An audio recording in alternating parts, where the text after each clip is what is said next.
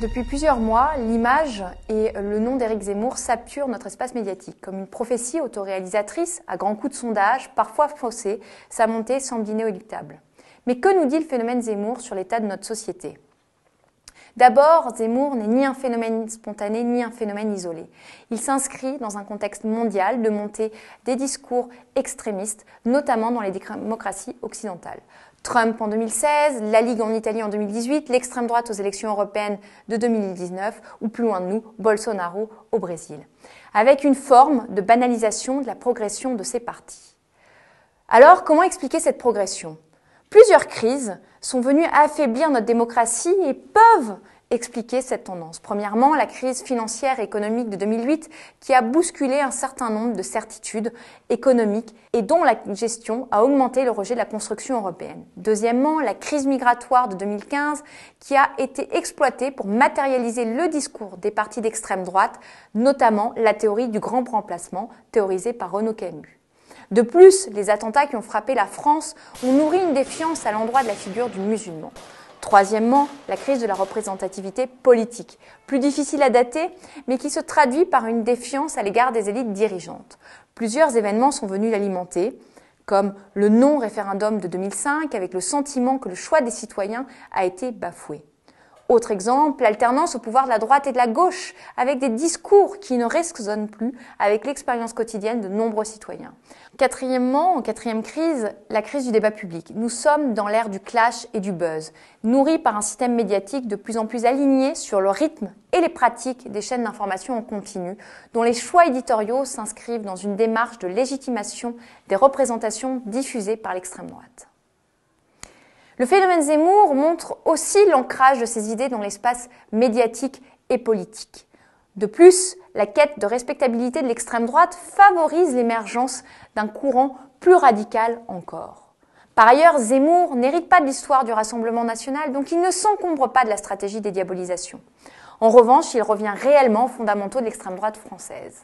Son omniprésence dans les médias lui a permis de légitimer son discours, même le plus radical, souvent faute de contradicteurs.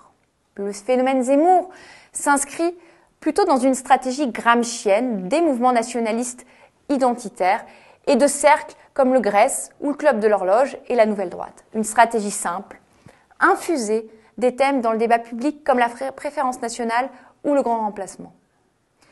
D'abord, de manière transgressive, ces idées élargissent leur audience et sont reprises maintenant au-delà de l'extrême droite. C'est ce qu'on appelle la fenêtre d'Overton.